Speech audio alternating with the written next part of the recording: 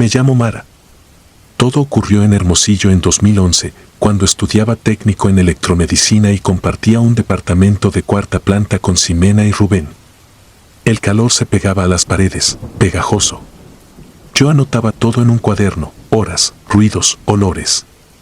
De esa manía dependen los detalles que siguen. La tabla apareció en el tianguis del Boulevard Solidaridad. Madera delgada, esquinas redondeadas, barniz reciente, el desgaste en las letras no cuadraba con el brillo. Ximena la compró para reírnos un rato. El vendedor la envolvió sin mirarnos y cobró con apuro. Esa noche subimos a la azotea con 3 velitas de cumpleaños y un vaso invertido como puntero. Al principio no pasó nada. Luego el vaso vibró y se deslizó hasta el sí. Rubén dijo que tenía los dedos sudados. Anoté la hora, 23:37. Durante una semana jugamos cada noche. Las respuestas parecían azarosas hasta que el vaso marcó números que coincidieron con fechas de una capilla junto a la central camionera. Ximena lo comprobó al día siguiente y volvió con la voz baja. Yo me repetí explicaciones, microempujes, sugestión, coincidencia. Aún así, otra cosa empezó a inquietarme. El borde del vaso dejó un anillo oscuro, no de cera ni de barniz. Al frotarlo manchaba el dedo como sangre vieja. El departamento amaneció con olor a cobre. El refrigerador vibraba más de lo normal y la luz del pasillo parpadeaba. Quise detenerme. Guardamos la tabla en una bolsa negra y la escondimos en la bodega, detrás de llantas viejas. A las 6:02 del día siguiente recibí una llamada de número desconocido. Contesté y escuché un respiro pegado al micrófono y un golpecito seco, como una uña contra vidrio. Abrí la puerta de mi cuarto, la bolsa estaba al pie de la cama, abierta, la tabla limpia como recién lavada. Ximena juró no haberla tocado. Rubén tampoco. Regresamos al tianguis para devolverla, pero en el puesto no había nadie. Un comerciante cercano aseguró que ese puesto llevaba meses vacío. Me llevé la tabla al hospital donde hacía prácticas, pensando que en el contenedor de material biológico nadie la buscaría. Por la tarde un monitor se apagó sin causa y el extractor del quirófano pareció forzado. No quise relacionarlo. Esa noche Ximena me confesó que había jugado sola para cerrar como se debe. Desde entonces dormía con los ojos entreabiertos y se quedaba sentada frente al pasillo, inmóvil, como si esperara a alguien. La administración mandó a revisar la tubería por el olor metálico. No encontraron fugas y el olor siguió flotando como una moneda en la lengua. Yo empecé a enfermarme. No era gripe, sino un cansancio pegajoso con un sabor amargo al despertar y una línea morada bajo la lengua, como si la hubiera mordido toda la noche. Parpadeaba y veía el vaso apoyado en la A aunque no hubiera tabla. En el cuaderno, sin querer, repetí 4 números, 41, 13, 7, 0, los encontré en básculas, en relojes parados, en turnos del hospital. El elevador llegó a detenerse entre pisos con esos dígitos parpadeando sin patrón. Anoté todo y, por primera vez, no supe si mi registro ayudaba o alimentaba algo que no entendía. Volvimos a la azotea una última vez, no para preguntar, sino para cerrar. Sin bromas ni velas. 2 dedos sobre el vaso y palabras de agradecimiento dichas en voz baja, como dictaba un foro anodino. El vaso se calentó bajo la yema y se movió desde la A hasta el no, bajó al 0 y se quedó quieto. Ya al pasillo llegó un silbido hueco, de botella. Avanzó nota por nota hasta la puerta, se detuvo y se fue. Guardamos la tabla con cuidado, como si el modo de tocarla importara. Esa noche dormimos, pero me despertó un silbido hueco que hizo vibrar el vaso sin tocarlo. Decidimos deshacernos de ella. La pesamos con piedras y la arrojamos en la presa Abelardo L. Rodríguez. Miramos el agua oscura hasta que dejó de burbujear. Escribí en el cuaderno, cerrado. La palabra dejó un hueco en el estómago, parecida a cuando entregas un examen y sospechas que te faltó poner tu nombre. Las semanas siguientes fueron raras pero tolerables. Ximena se fue con su madre a buscar silencio. Rubén cambió de turno. Yo dormí mejor, salvo por un detalle mínimo. Cada vez que una pantalla queda negra unos segundos, escucho en la cabeza 3 letras que no pido. Una noche, ya sola, sonó el teléfono fijo que nadie usaba. Contesté y escuché mi propia voz diciéndome el nombre, seguida del golpecito de uña en vidrio. Abrí el refrigerador por inercia y ahí estaba la tabla, apoyada vertical como una charola, con rasguños paralelos en el reverso, limpios, recientes. La envolví en periódico y cinta hasta que me dolieron los dedos. La dejé en el balcón, dentro de una bolsa doble con nudos. Amarré los nudos con alambre. Dormí a ratos, contando respiraciones como se cuenta ovejas, para no tocar la tabla ni decir una palabra más. Al amanecer bajé con ella, tomé un taxi y pedí que me dejara en un camino de terracería rumbo a la presa, más allá de las casas. Hundí la tabla bajo piedras hasta que la piel de mis manos dejó de sentir el agua. Cuando volví al edificio, el perro del vecino me miró fijo, sin mover la cola, con un reflejo en los ojos que no era el mío. La luz del sensor no encendió. Dentro hacía un frío que no refrescaba, sino que apretaba la nuca. En la mesa, el vaso quedó boca abajo para que no entrara polvo.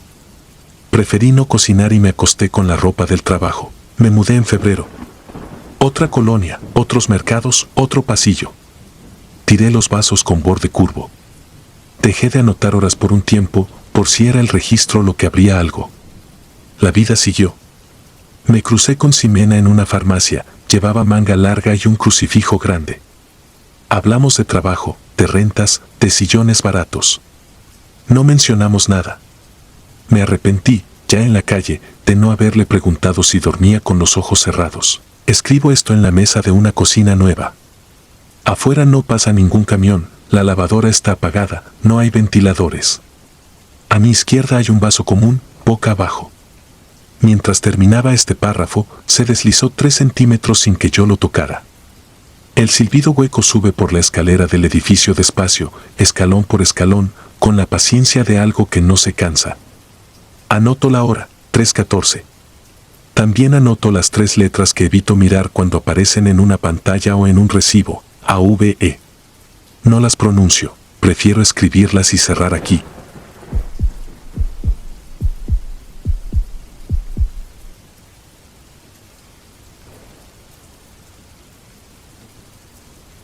Me mudé a Puebla en 2016, con una mochila, una colchoneta y un cuaderno donde anotaba todo para no sentir que me desmoronaba. Conseguí un cuarto en una casa vieja de estudiantes en la colonia San Manuel, a 10 minutos del campus y caminaba rápido. La casa olía a humedad y cloro, y el pasillo temblaba cuando pasaba el transporte. Éramos 5 inquilinos rotando turnos de baño y estufa. Yo llegué en julio, en temporada de lluvias, cuando el agua hacía río por las escaleras y la azotea se volvía una alberca verde con ropa colgada como banderas.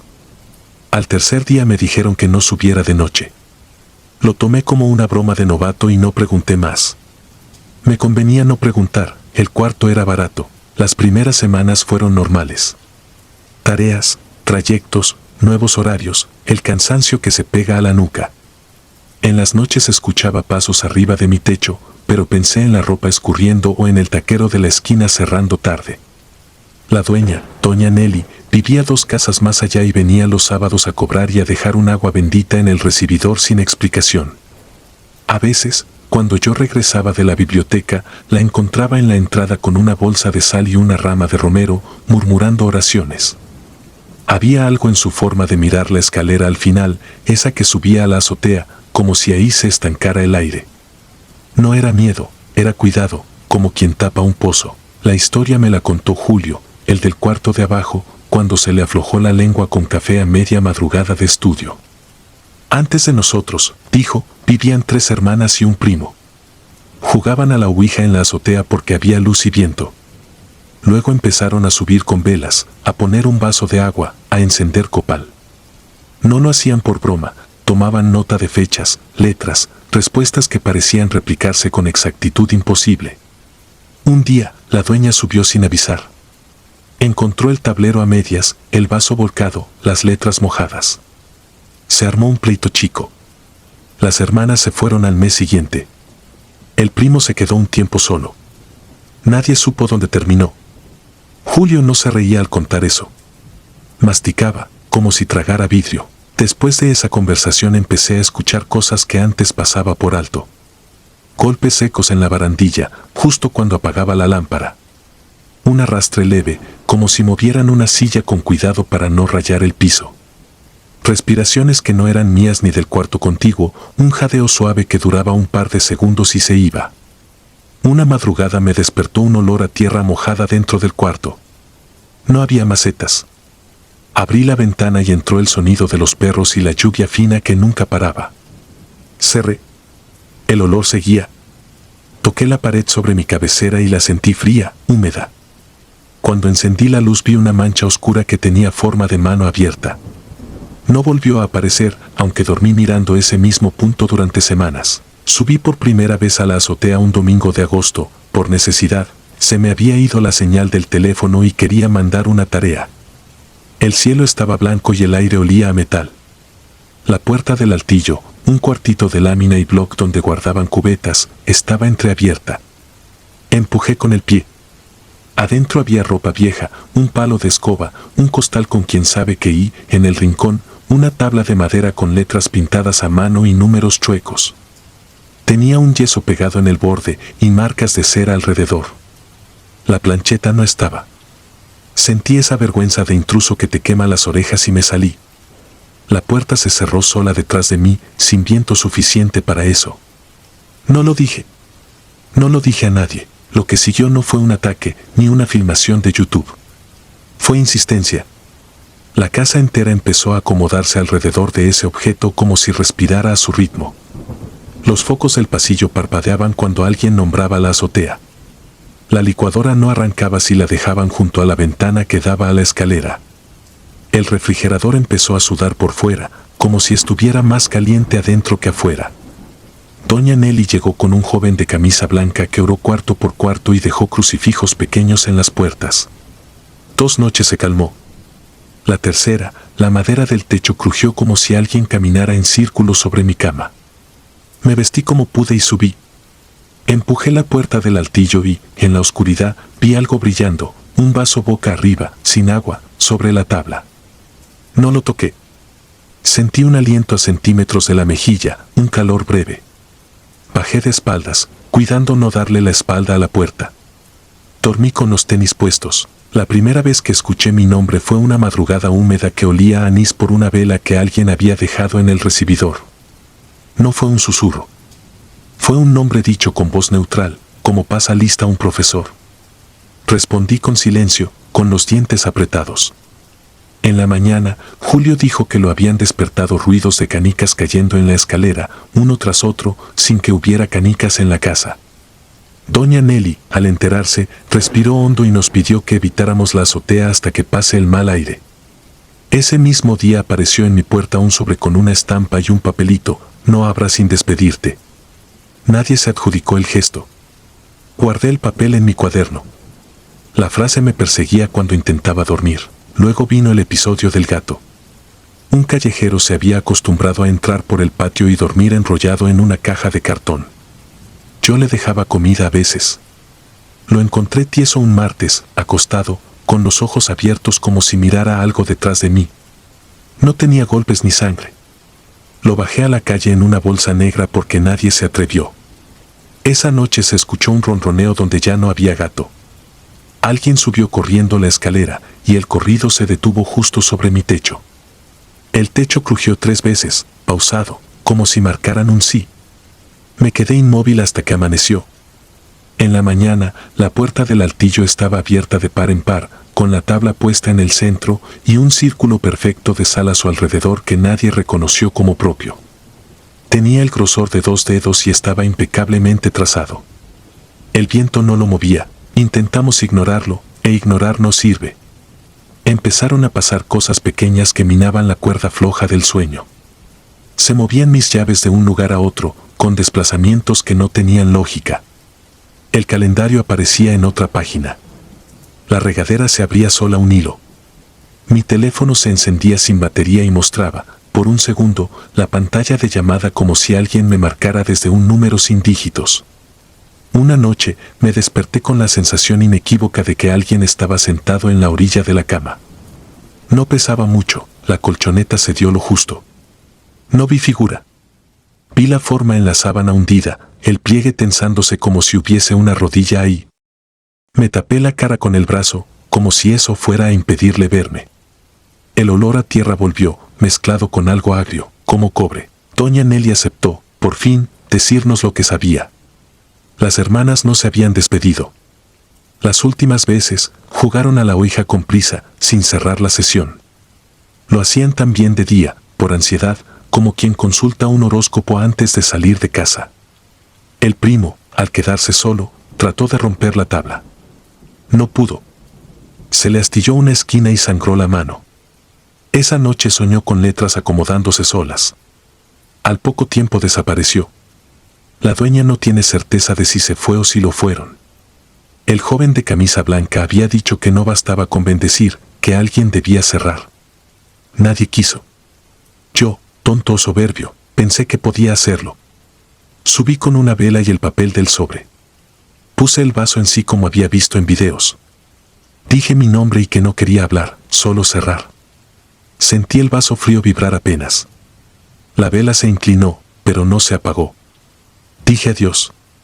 Esperé que el vaso se moviera a la palabra no. No se movió. Se quedó clavado, a mitad de nada. Bajé con la sensación de haber pedido un favor y no haber sido escuchado. Esa noche, alguien tocó a la ventana de mi cuarto desde la calle. Fue un golpecito tímido, seguido de un golpe más fuerte. Miré por la rendija y no vi a nadie. El golpe se repitió, insistente, como un metrónomo. Me puse los audífonos para ahogar el ruido. A la tercera canción, dejaron de sonar. La pantalla del teléfono encendida, sin batería. En la oscuridad, oí el vaso arrastrándose en el altillo. No lo estaba imaginando. El sonido tiene un filo que solo se aprende una vez, vidrio rezando contra madera. Arpa. 3 veces. El techo crujió con un sí. Me fui de esa casa en noviembre. Empaqué en silencio, sin despedirme de la azotea. Dejé el cuarto impecable y metí el cuaderno con el papelito en la mochila. Cambié de colonia y de ruta, como quien le pierde la vuelta a alguien. Dormí 2 noches como un tronco, convencido de que los muros nuevos ahogan a los muertos de los muros viejos. La tercera, a las 3:12, se oyó un golpe en mi ventana, exactamente del mismo ritmo. Me levanté con precaución, contra todos mis esfuerzos por no mirar, miré. No había nada. En el piso, justo debajo, había una estampa igual a la que me habían dejado en el sobre. No la había traído. No la conocía. En mi mesa, el cuaderno abierto en la página donde había guardado el papel, sin el papel. A veces pienso que nunca cerré nada. Que no es la tabla, ni la casa, ni Puebla. Es la costumbre de responder cuando te nombran, aunque la voz no sea de nadie. Me repito que es el cansancio, el estrés, la sugestión de vivir solo. Pongo música, prendo una luz. Me duermo. Y de cuando en cuando, en esa orilla donde el sueño todavía no se ha roto ni se ha armado, vuelve el arrastre del vaso, breve, exacto, inevitable. No se mueve hacia Dios. Nunca lo ha hecho. Y yo, cada vez, evito pronunciar mi nombre en voz alta. Porque siempre, del otro lado, alguien ya aprendió a decirlo.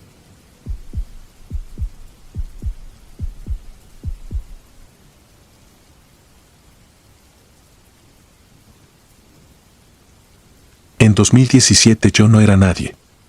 Viajaba por contrato como coordinadora de logística para una exposición itinerante de máquinas de arcade viejas.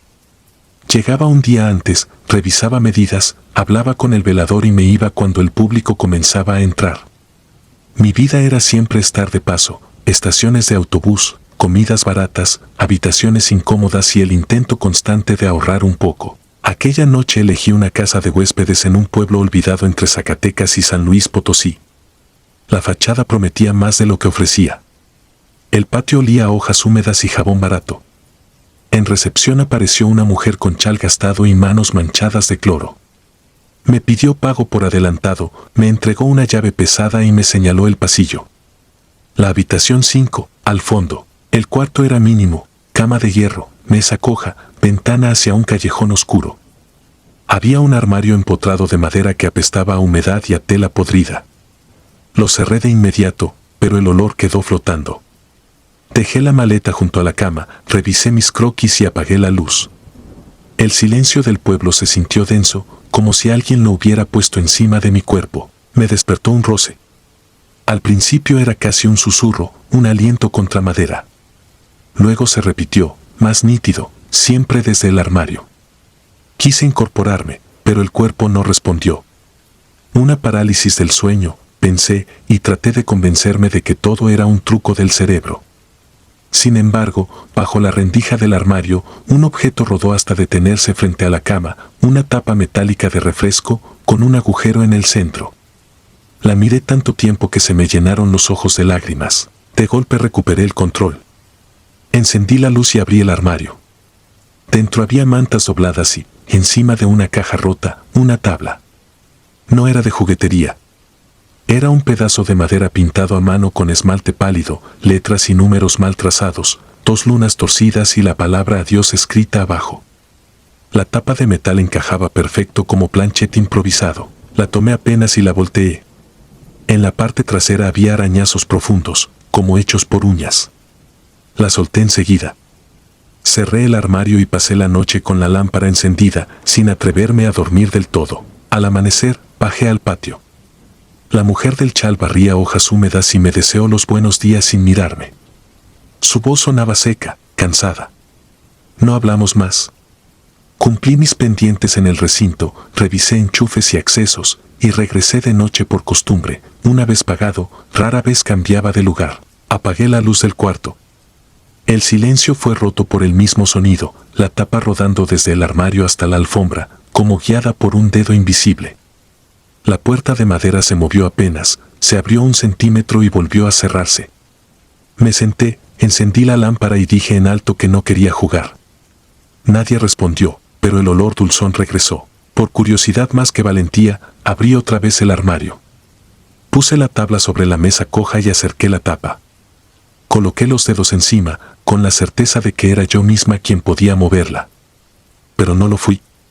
Se deslizó hacia el sí con un movimiento deliberado. Tragué saliva y pensé, sin decirlo, la pregunta más simple. ¿Quién? La tapa marcó letras torpes, G, R y S. Luego la grisa. No entendí. Después fue hacia los números, 2-3-1. El aire se volvió helado, como si hubieran abierto un congelador gigante. Y entonces sonaron 3 golpes secos dentro del armario. No había eco, no eran de vecino, eran de adentro. Quise cerrar. Llevé el tapón hasta el adiós, pero se resistió como si algo lo detuviera. Rasguñó la pintura y apenas lo logré tocar. La lámpara titiló y el olor se hizo insoportable, mezcla de cabello quemado y fruta podrida. Metí la tabla bajo las mantas y cerré el armario con fuerza.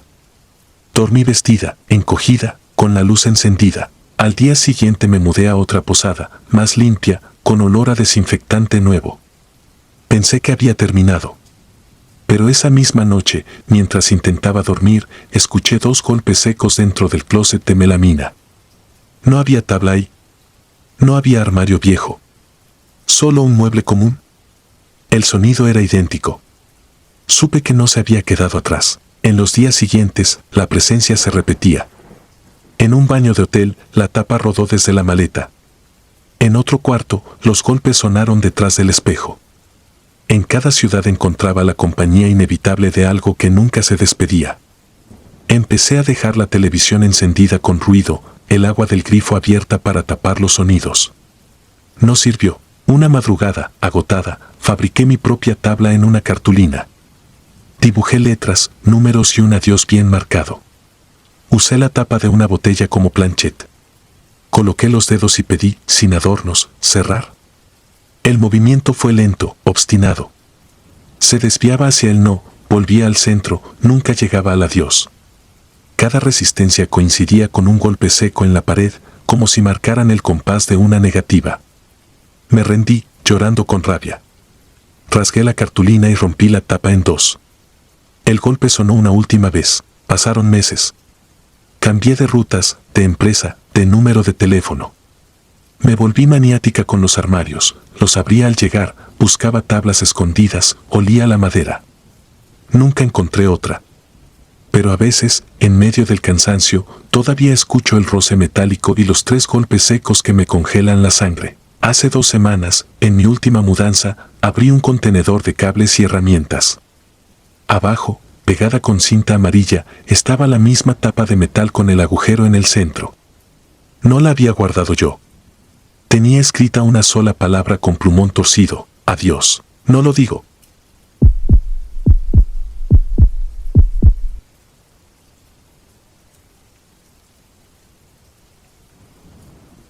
Me llamo Iván y en 2016 trabajaba como técnico de sonido para eventos pequeños en el norte de Sinaloa. Llegaba con horas de anticipación, probaba tomas, ajustaba la consola y me iba cuando el público apenas comenzaba a aplaudir. Viajaba solo en una camioneta vieja, con cables ordenados en cajas de plástico y dos bocinas que parecían ataúdes. Aprendí a dormir en hoteles de paso, a comer lo que hubiera y a respetar los edificios vacíos, sobre todo los teatros. No es miedo, es prudencia. Los escenarios guardan lo que se dijo y lo que nadie quiso decir. A veces, también guardan lo que ni siquiera era nuestro. Aquella tarde llegué a Cozalá para montar audio en el antiguo Teatro Hidalgo. Las calles empinadas estaban todavía húmedas por una lluvia breve y el aire olía a cobre y calorías. En la oficina del ayuntamiento me entregaron la llave con un aviso seco: no dejes muchas luces encendidas, el transformador se calienta y truena.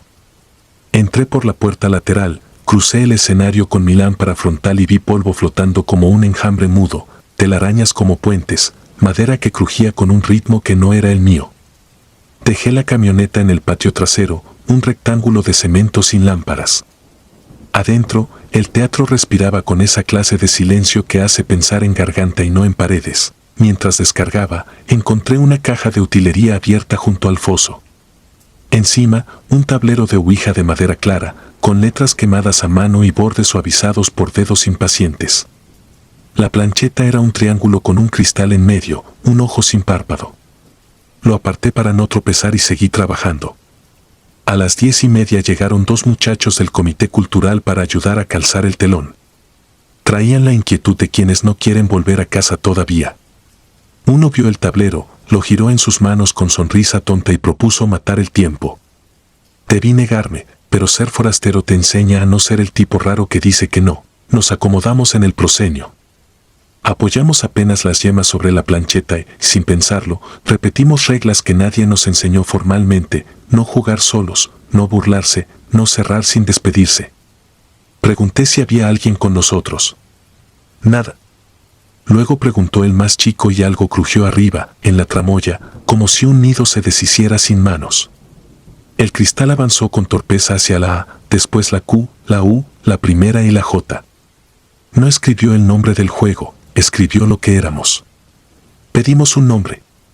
La madera se movió hacia la M y la A, se detuvo, giró con una paciencia fría y brincó a la D. No completó palabra.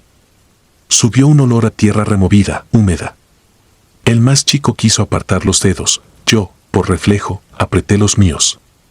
No quería soltar el vaso. La luz del pasillo parpadeó y escuchamos un golpe seco en la puerta trasera, no de viento sino de peso. La plancheta señaló el 2, luego el 3, el 1 y se plantó sobre el 3. Miré el reloj, 11:02. Algo no estaba contando igual. Las lámparas del techo prendieron y apagaron en cadena, como si alguien rozara cada foco con un dedo húmedo. El teatro dejó de respirar para escuchar. No es metáfora, cada sonido ajeno se volvió minucioso y ofensivo. Oí el tic del metal enfriándose, el trago de saliva del mayor, el filo de mi propia respiración entrando mal. El cristal tembló, avanzó hacia el sí, se frenó de golpe y retrocedió hasta el no con un tirón que ninguno admitió haber dado. La ausencia cruzó el pasillo central y se detuvo en la fila de no la vi con los ojos. La reconocí cuando el aire se hizo más pesado que mis pulmones. La lámpara de emergencia, que juraría que no existía, encendió un verde enfermo. El cristal de la plancheta se empañó por dentro y apareció una palabra dibujada al revés, letras con grumos, como saliva seca: madre. Pensé en la mía sin razón, colgando una toalla y cantando algo sin letra. El olor a tierra se afiló con un dejo de carbón húmedo. El telón respiró. No encuentro mejor forma de decirlo. Sentí que el teatro, que minutos antes solo era caja, ahora tenía costillas y latido. La luz de trabajo murió con un chasquido. La negrura no entró desde ningún lado, estaba ahí de golpe, completa. El mayor intentó ponerse de pie y se enredó con una cuerda que no estaba ahí un segundo antes. Lo agarré del antebrazo sin soltar la plancheta. El triángulo se lanzó de golpe hasta sí y siguió oblicuo hacia el borde, como si buscara salirse del tablero. No alcanzamos a leer letras, no hizo falta. La certeza atravesó el cuerpo sin pasar por palabras. Soltamos a la vez, como si alguien hubiera cortado un hilo invisible. La plancheta golpeó la madera y rodó hasta el filo del foso. El silencio que vino no fue alivio, fue vacío. Cerramos con manos torpes y salimos. En la calle había brisa y un perro ladrando lejos. Esa normalidad, tan intacta, resultó ofensiva. Dormí en la camioneta. Al amanecer entregué la llave sin mencionar la caja ni el foco muerto. Me pagaron en efectivo y me fui. Intenté olvidar. No funcionó. Desde entonces, donde quiera que montara audio, aparecía una franja oscura en el analizador de espectro, una herida cruzando los graves. A veces vibraba con ritmo propio. Mis cables amanecían en nudos imposibles, mis guantes con tierra en las yemas, mis estuches marcados con huellas que no encajaban con mis dedos. Nadie, salvo yo, notaba nada. Un mes después volví a Cosalá para un festival escolar, aunque me asignaron la cancha del gimnasio. Luz blanca, niños corriendo, vendedores con aguas. Aún así, a las 3:13 la consola se congeló y los medidores quedaron fijos como párpados. Oí madera hablar. Era el mismo sonido mínimo de algo grande apretando el mundo. Decidí cerrar lo que abrí. Compré sal, un vaso nuevo y un encendedor. El tablero se había quedado en el teatro, pero la boca era la plancheta. Me la había llevado sin pensarlo, como quien guarda un tornillo por si sirve después. La encontré en el fondo de una caja, tibia al tacto sin explicación. A medianoche, ya en mi departamento, dibujé un adiós en un papel y esparcí sal alrededor. Encendí una vela y apoyé los dedos. El cristal se movió primero con pereza, luego con hambre. No se dirigía al adiós. Describía círculos pequeños, como un animal buscando dónde acostarse. Se detuvo sobre mi muñeca izquierda, justo donde quedaban astillas de la puerta del teatro. Un peso frío trepó por los tendones hasta la axila. La vela se acortó de golpe y soltó un suspiro de cera. Sin abrir la boca, repetí en la cabeza que cerrábamos, que ahí terminaba.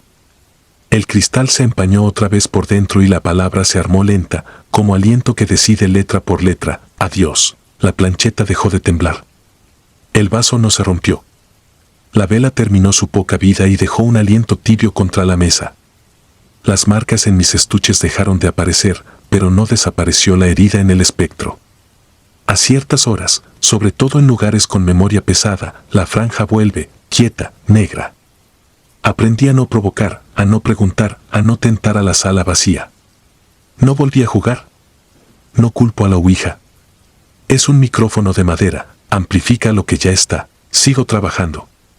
El público aplaude, los micrófonos obedecen, la consola guarda silencio cuando debe. En carretera, de noche, cuando las curvas se juntan como costillas y la camioneta vibra al pasar por badenes que no vi, miro el reloj. Si marca 3:13, bajo la velocidad. No por superstición, sino porque sé cómo suena una sala enorme cuando escucha. El oído, dicen, no se puede cerrar del todo. El mío aprendió a reconocer una presencia que no es sonido y, sin embargo, se propaga como el sonido. Si algún día vuelvo a tocar el triángulo será solo para comprobar que la puerta sigue cerrada. Y si lo hago, no soltaré el vaso hasta que el tablero respire, una última vez, hacia afuera. Porque hay silencios que no son paz, sino alguien esperando tu descuido.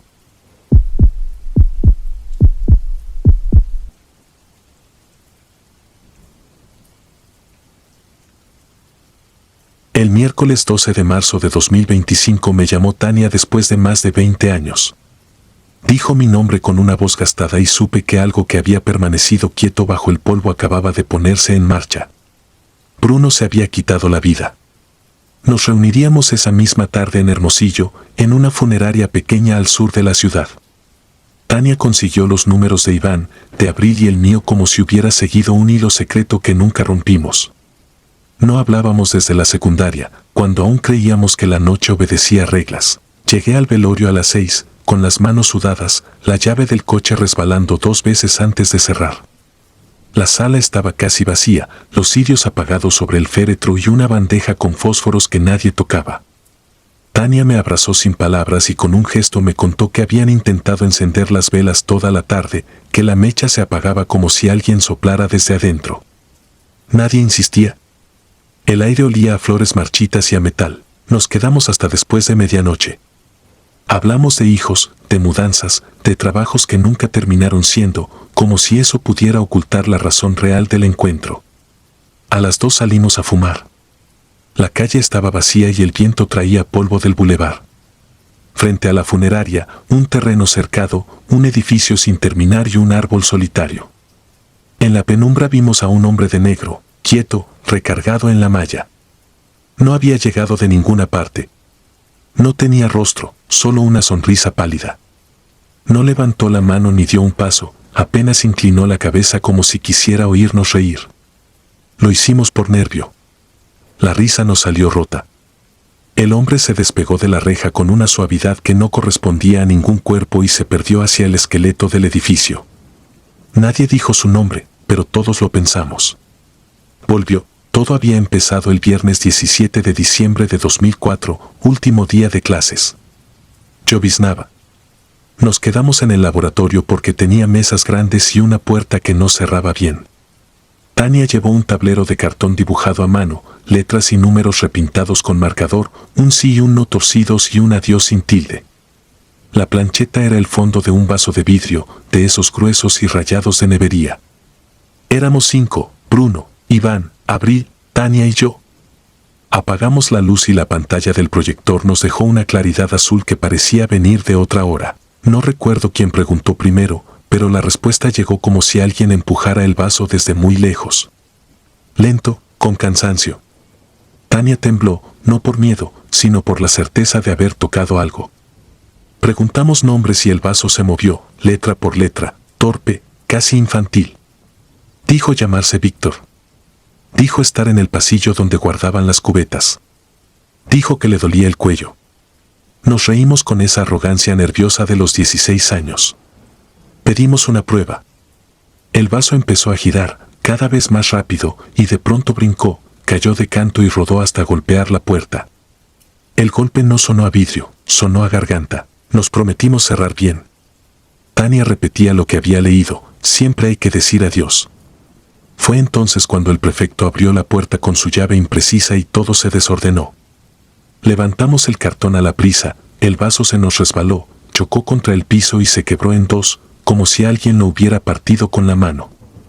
Alguien dijo que era una tontería, otro dijo que mejor nos fuéramos. No dijimos la palabra. El marcador dejó una mancha junto a la O. Salimos haciéndonos los valientes que no éramos. Esa noche recibí la primera llamada.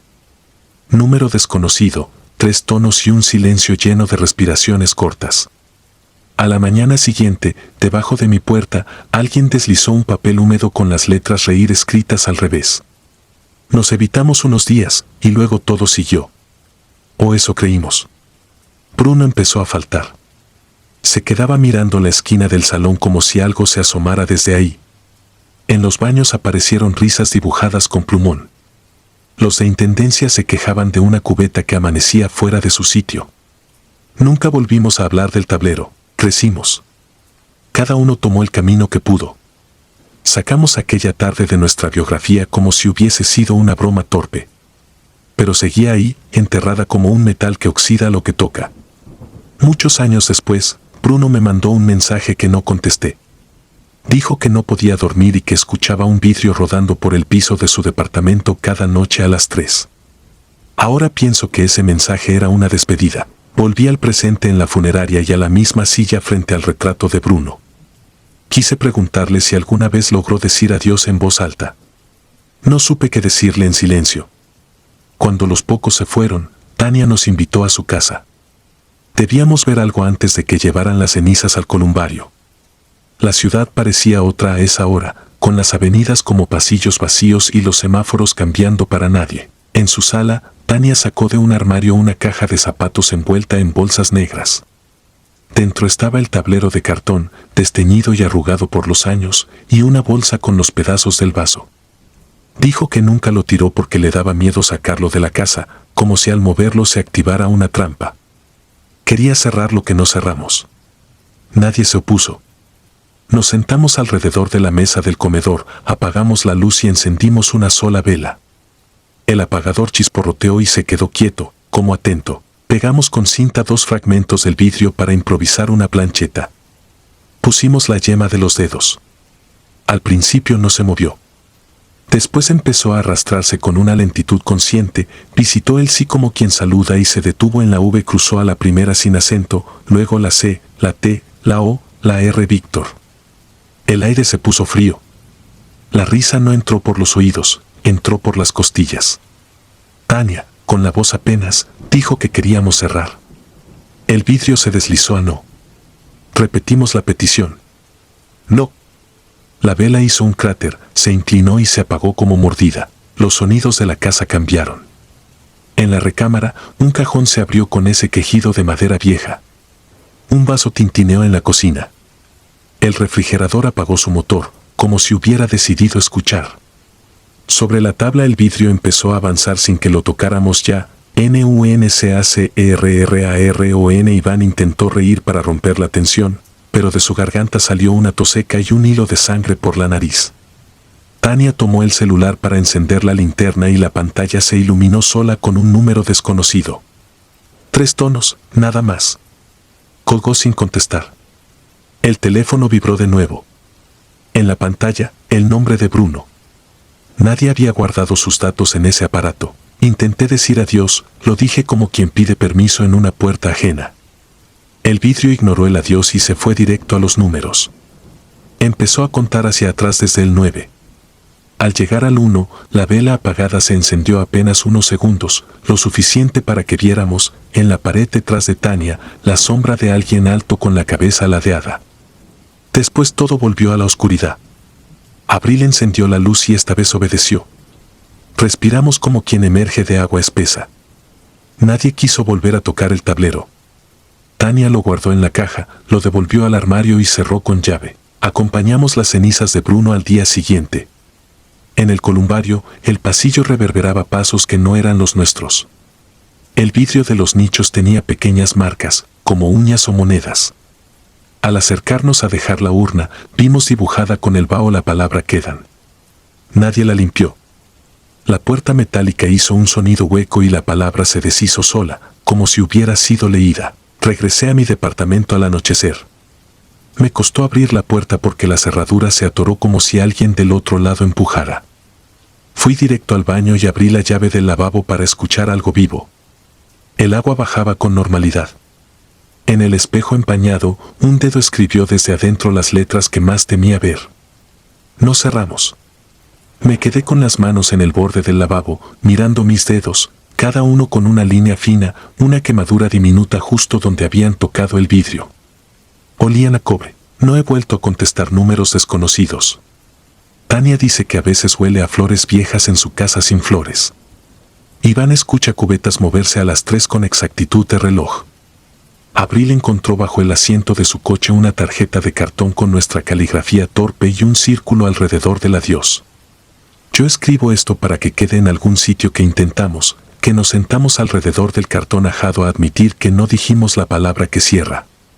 Si alguien lee esto y reconoce los signos, que no lo imite. No es un juego. No es un recuerdo. Es un objeto abierto. Hoy amanecí con la garganta irritada. A las 3 en punto un vaso rodó desde la cocina hasta mi recámara. Se detuvo al pie de mi cama con un golpe suave, como una invitación. No he dormido. Enciendo y apago la luz y la risa entra de espaldas, como brisa que no viene de ninguna ventana. Me aterra pronunciar la palabra solo y me aterra reunirlos de nuevo. Afuera pasa un camión y vibra el piso. En esa vibración escucho la misma respiración que oí por teléfono en 2004, idéntica, intacta. Voy a intentarlo ahora. Pongo un vaso boca abajo en el suelo. Lo toco apenas. Digo la palabra que faltó. La repito 2 veces más. De al otro lado algo contesta con un golpe ahogado en el espejo y una chispa breve. El olor a cerillo recién apagado llena la habitación. La vela que juré no encender vuelve a vivir por un segundo y muere enseguida. No sé si bastó. No sé si a Bruno le habría bastado. Apoyo la mano en la mesa y siento el frío del vidrio sin verlo. Me concentro en no reír, en no devolverle la burla, en no invitarlo. Escribo la última línea y el teléfono vibra. Número desconocido. 3 tonos. Después, por fin, un silencio que debería aliviarme. Me quedo escuchando. Del silencio sale, muy lejos, una respiración que no es la mía. No cuelgo. No contesto. Dejo el móvil boca abajo y espero a que la noche decida si aceptó la despedida o si solo volvió a recordarme lo que siempre supo: nunca cerramos.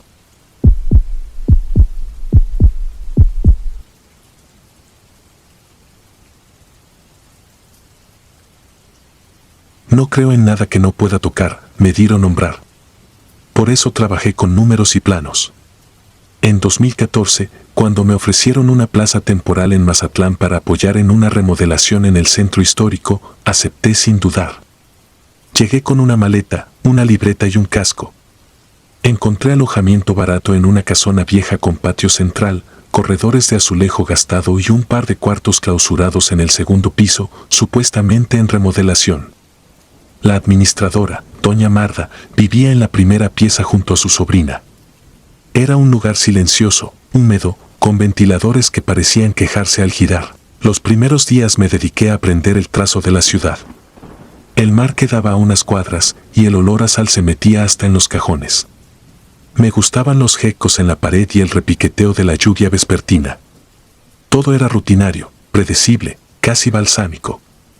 Una noche de jueves, después de la obra, me invitaron a una reunión en el departamento de un compañero, cerca de la plazuela Machado. El cielo venía negro desde la tarde y, cuando llegué, la tormenta ya azotaba con furia. Éramos 7 en una sala pequeña, música bajita, pasos sudados, ventanas golpeadas por ramas. Fue la novia de mi compañero quien trajo la caja. No era un juego de mesa como pensé, sino una tabla ouija de madera pesada con las esquinas redondeadas por el uso. El puntero tenía una ventanita de vidrio que parecía ojo de buey. Me resistí, pero el encierro y la mezcla de risa nerviosa y curiosidad terminó arrastrándome. Al principio me mantuve aparte. Observé cómo preguntaban cosas tontas.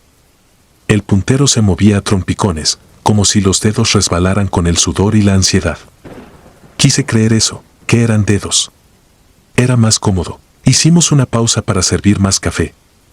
Cuando volvimos a sentarnos, alguien dijo que faltaba una persona para cerrar el círculo y me tocaron el hombro. Puse las yemas sobre el puntero con la duda de un niño frente al mar frío. En cuanto lo toqué, se tensó el aire, como antes del trueno. El puntero describió un 8 lento, exacto, y se detuvo en la palabra así sin tambalear. No hubo risas. Alguien contuvo el aliento. Nadie retiró las manos. No diré que escuché una voz, porque sería mentira. Fue más bien una idea clara que no venía de mí. Continúa. El puntero empezó a moverse con esa seguridad que causa rabia a los incrédulos. Se deslizó hasta la letra A. Luego R. Después R, I, P, arriba. Eso fue todo. Arriba. Sentí a todos mirándome como si yo hubiera empujado, como si yo fuera el chiste. Retiré las manos y me limpié el sudor en el pantalón. Quise disolver el momento con alguna broma. Nadie la pronunció. Pedimos una señal que no fuera la tabla. Afuera, el trueno partió el aire tan cerca que el vidrio vibró y a la vez la lluvia aflojó como si alguien hubiera cerrado una llave. Aproveché para irme. Dije que al día siguiente entraba temprano y que la obra no se atrasaba sola. 2 me acompañaron hasta la esquina, de ahí tomé por una calle empinada, cruzando el patio de una escuela que a esa hora era puro eco. El viento levantaba bolsas de plástico como aves torpes. Caminé rápido, con la sensación tonta de que algo me miraba desde detrás de los postes. No volteé. En la casona me recibió la oscuridad usual, apagaban las luces del patio para ahuyentar a curiosos. Subí a tientas. El ventilador del cuarto giraba con un quejido monótono. Me acosté mojado, con la camisa pegada a la piel. A la 1:11, lo sé porque miré el teléfono, empezaron las pisadas en el techo. No era la lluvia, ni el bamboleo del tinaco, ni los gatos. Era un compás lento, pesado, como de alguien que mide el piso con la planta del pie. Iban y venían, de un extremo al otro. A ratos se detenían justo encima de mi cama. luego seguían. No hubo arrastre de muebles ni golpes, solo esa caminata que parecía contar mis respiraciones. La planta de la casona crujía en respuesta, como si los corredores tuvieran memoria de cada paso. Amaneció y las pisadas se disiparon con la claridad. El viernes fue igual. Trabajé con sueño. Evité el tema con mis compañeros. Llovió de nuevo al caer la tarde. A la 1:03, otra vez, arriba, el mismo andar, idéntico ritmo. Intenté explicarlo. Tal vez habían habilitado uno de los cuartos cerrados, tal vez era obra. Pero a esas horas, en ese silencio, no era normal. ¿Me dije que me quejaría? No lo hice. El sábado, las pisadas volvieron con un detalle nuevo, cada tanto, un tac, tac, tac irregular, como una hebilla que roza el azulejo. Me levanté con el pulso subido, caminé hasta la puerta, quise abrir, quise gritar que ya, que por favor. No lo hice, la cuarta noche me decidió. Subí las escaleras con una linterna. El pasillo estaba negro, espeso. El corredor del segundo piso olía a yeso húmedo y a ropa olvidada. Al fondo, detrás de una cortina fina que hacía de puerta provisional, distinguí una figura quieta. No era un cuerpo completo, sino la sensación de una persona de pie, con la cabeza inclinada, como si escuchara la lluvia desde dentro. La cortina respiraba. La linterna generó un halo que no la tocó. Me paralicé unos segundos. Hice lo que siempre he hecho para sobrevivir a mí mismo, fingí que iba a otro lado. Seguí caminando, pasé de largo, di la vuelta completa al corredor y bajé por la otra escalera. Las pisadas continuaron arriba, puntuales, hasta poco antes del amanecer. Dormí a ratos, escuchando el zumbido del ventilador como una mosca atrapada. La mañana trajo un sol sarcástico. Preparé mis cosas. Decidí irme. Inventé que me habían cambiado de zona. Fui a devolver las llaves. Doña Marta me regaló un vaso de agua tibia y me preguntó si todo había estado en orden. Dije que sí, que salvo la señora de arriba no tenía queja. Lo dije con esa ligereza que busca complicidad. Ella me miró confundida. Me mostró 2 llaves viejas idénticas a las mías. Arriba no entra nadie, mijo. Esas piezas están cerradas. Las llaves las tengo yo. La sobrina, desde la mesa donde hacía dibujos con plumas de colores, levantó la vista con una mezcla de nervios y entusiasmo. Dijo que me había visto llegar la noche de la tormenta, empapado, y que detrás de mí venía una mujer envuelta en algo oscuro, muy pegada. Que se quedó en la puerta cuando yo entré y luego subió despacio, como si conociera cada escalón. Doña Marta la regañó por inventar cosas. Yo no dije nada. Me extendieron la mano para despedirse. La mía estaba fría. Me fui con la maleta, tratando de no pensar en la palabra de la tabla, en el 8 que dibujó el puntero, en el sonido de hebilla que no era hebilla. Me mudé a una habitación sin encanto, con paredes recién pintadas y un vecino que tocaba la guitarra a deshoras. No pasó nada extraño ahí. Dormí como no dormía desde que llegué a la ciudad.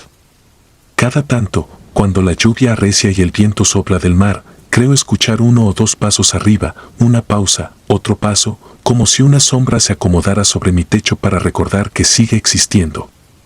Lo atribuyo a las cosas que crujen, a los materiales dilatándose, a la lógica. Pero hay noches en que me despierto a la 1:11 sin saber por qué y oigo el silencio de un corredor húmedo. Una semana después, por puro impulso, pasé a dejar una bolsita con pan en la casona. Quise saber, tal vez escuchar que habían terminado de remodelar y que por fin alguien ocupaba el segundo piso. No vi a doña Marta. La sobrina salió con pintura en las manos. Me dijo que estaban arreglando una filtración vieja en la azotea, que por eso el noís, que la lluvia colaba donde no debía. Quise creerlo. Pregunté, sin preguntar, si habían notado algo raro. Ella sonrió como quien guarda una travesura. Dijo que, algunas madrugadas, las llaves en la pared daban golpecitos sobre el clavo, como si alguien pasara rozándolas. Que seguro era el viento. Que no me preocupara. No volví. Terminé mi contrato y regresé con la cabeza llena de números y de mares. A veces saco la libreta donde anotaba pendientes de obra y entre trazos de vigas y pendientes de azotea, encuentro un 8 que garabateé sin darme cuenta. Pienso en el puntero, en cómo se adelantó para decir sí, en cómo deletreó arriba como quien no avisa, solo constata. Pienso en aquella figura detrás de la cortina, escuchando llover desde un cuarto que no tenía llave. No puedo afirmar que la ouija abrió nada. Sería darle más poder del que merece. Lo que sí sé es que, desde esa noche, ya no me gusta que me sigan cuando regreso a casa. Y que no hay cerradura que detenga unas pisadas cuando ya aprendieron el camino. Si disfrutas de los relatos, te invitamos a apoyarnos con un like y un comentario, ya que eso nos ayuda muchísimo. Además, si aún no estás suscrito o suscrita, te animamos a formar parte de la comunidad del terror. Muchas gracias por escucharnos y por tu apoyo.